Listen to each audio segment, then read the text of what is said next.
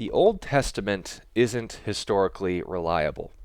Now, in previous studies, we've discussed why the New Testament is more supported than any other document in ancient history concerning evidence.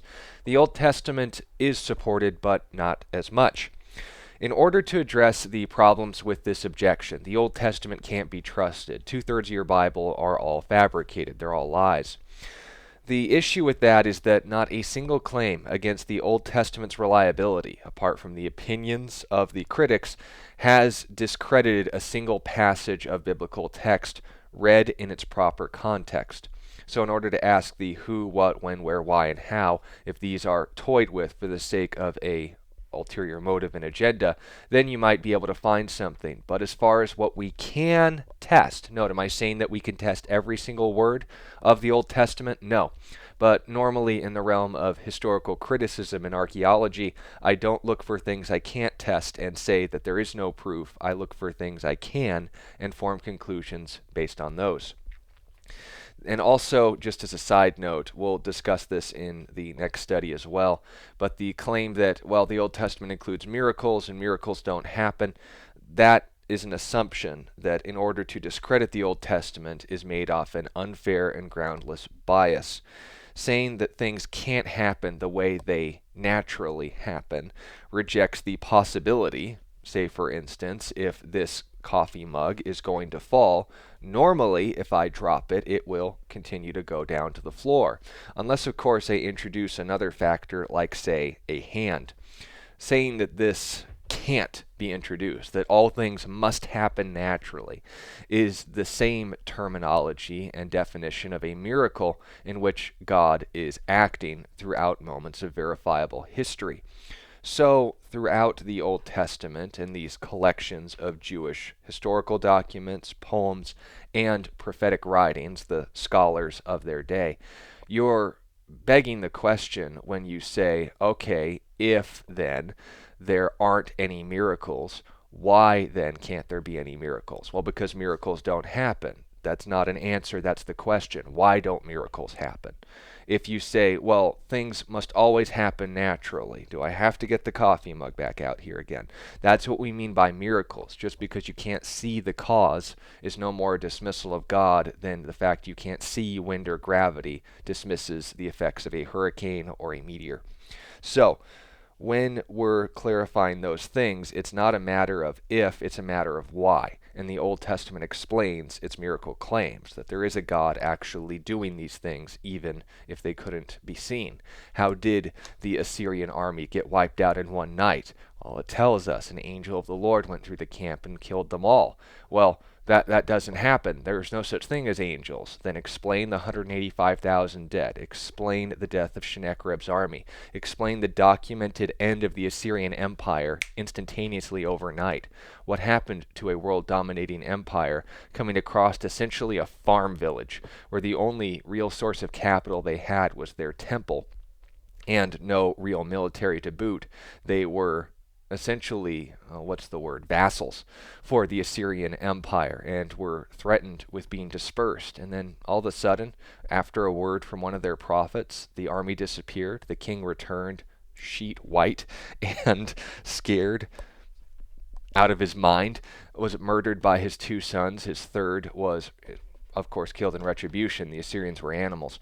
But when we're asked about these things, why is it the Bible gives us more information and the Taylor Prism, for example, does not?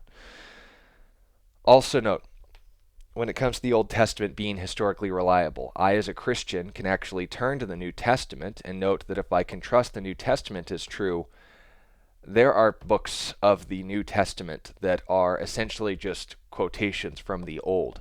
So if I can trust one, it affirms the other. Likewise, there's another certain historical figure in the New Testament by the name of Jesus of Nazareth, who said that the Old Testament was literal history, and he rose from the dead to confirm his identity as the one who would know that. Also note, the Old Testament is as verifiable as any other text in ancient history.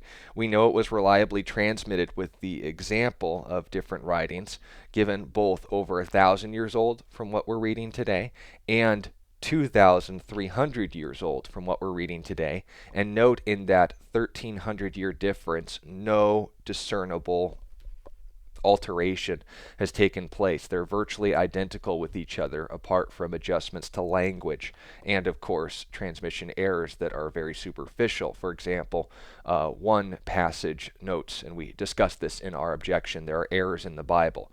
Yeah, well, whether or not Solomon had 40,000 or 400,000 stalls for his chariots doesn't change whether or not Solomon had chariots and a lot of them.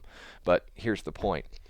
The people, places, and events in the Old Testament that can be tested, both externally and internally, all have been confirmed as showing, well, a reliable record of history to any fair inquirer. I'll give you I'll give you 5 examples. First of all, the claim, and this is what was the basis of the documentary hypothesis, that the first 5 books of Moses couldn't have been written by Moses because during the time of Moses, around the 14th, 15th century BC, written language didn't exist yet. They made an assumption based on Darwinian evolution that the ancient world was composed of primitive brutes, that human beings haven't always been made in the image of God, and thus capable of intelligence and innovation. But also noting this as well, they assumed that written language didn't exist at this time, therefore Moses didn't write because written language didn't exist. Now that assumption, written language didn't exist, was never challenged. They challenged the wrong issue. So when we're asked the question, did written language exist at the time of Moses? Well, we made an interesting discovery in the nation known today as Jordan, in the city of Ebla. And the city of Ebla dated to around 500 years before the time of Moses, 2,000 years before the time of Christ, and of course, well before the dates in which they believe written language was formed. And in the city of Ebla, they discovered something that shouldn't have existed if written language didn't exist: a library. And within this library, by the way, there was not only writing, but very sophisticated and purposeful writing that was including but not limited to collections of trade receipts, essentially. They were written on clay tablets, which is why they had survived for so long. But they mentioned cities that they were trading with in the nearby areas, cities of which they believed were also mythical, because the Old Testament mentions them, but we don't find evidence anywhere else. Could be that they were destroyed, but noting that as well. 2 of these cities were Sodom and Gomorrah, destroyed at the time of Abraham and dating to around the same time that the city of Ebla was also around, confirming the dates and times. So the documentary hypothesis was written on a false assumption. Written language couldn't have existed at the time of Moses. They date the earliest to the time of Solomon. The problem is it's based on a false assumption. Thus, the foundations of its claim fall apart. There are other issues with the documentary hypothesis, claiming that 4 different authors composed these things over around 600 years of Israel's history. The problem, of course, as well, is they don't keep straight which author wrote which verses. So either 600 years before an author introduced a verse, he also introduced that second one. They couldn't keep their facts straight. The second, and I mentioned it in passing briefly, the transmission of the Old Testament can be tested. The Dead Sea Scrolls date to around 200 to 300 years before the time of Jesus and include, in part, a complete copy of the book of Isaiah and a good number of copies of every single book in the Old Testament, except the book of Esther, of course. We can test that one separately. But what's interesting is that within the Dead Sea Scrolls and the Old Testament books contained within, this Jewish community in the region known as Qumran was making the effort to preserve these texts, and no one believes in any way that they were the originals. But the prophecies, for example, concerning Jesus of Nazareth in the books of Isaiah and Daniel were still around before not only some of the prophecies concerning Jesus were fulfilled, but other prophecies like Alexander the Great's kingdom being divided to 4 kings, then to 2, then ultimately to 1, who would persecute the Jewish people. We date these before the time of Antiochus Epiphanes. So, noting that as well. We compare this to the Masoretic text, which was the Old Testament as we knew it before the Dead Sea Scrolls, which were discovered in the last 30 years or so.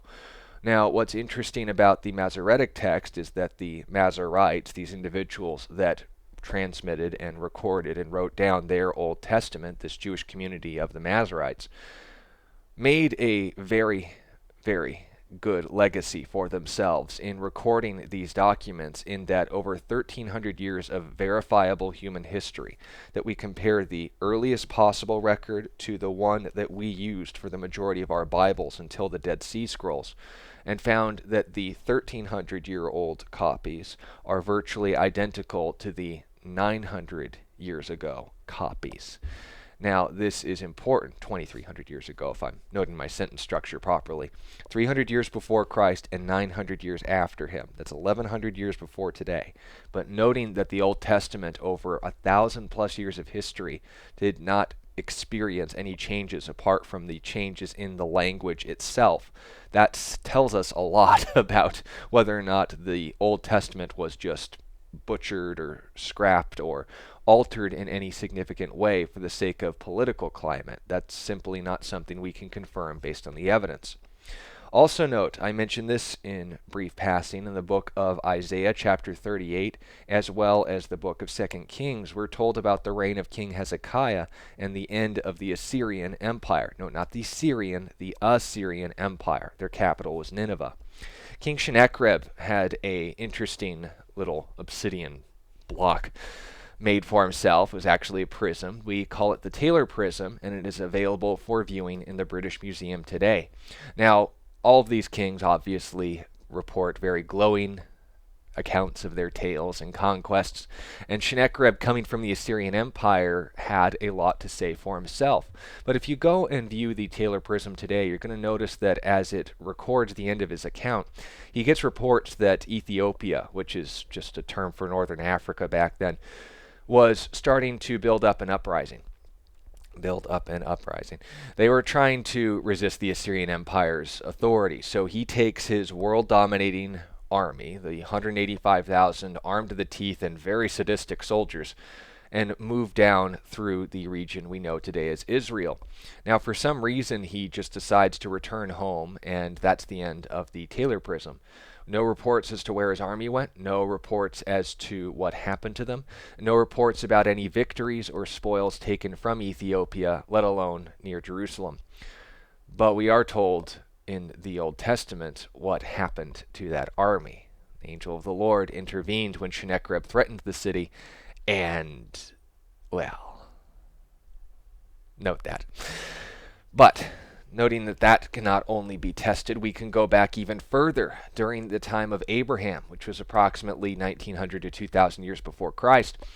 The reports of a very sophisticated civilization and the workings of cities at this time was dismissed by scholars, and I say that very loosely, but the scholars would claim that, they didn't have any sound or constructive business deals or buildings, or the legal system was very primitive at that time. The Hammurabi Code dismissed that. But when we ask, okay, during the time of Abraham, what do we know?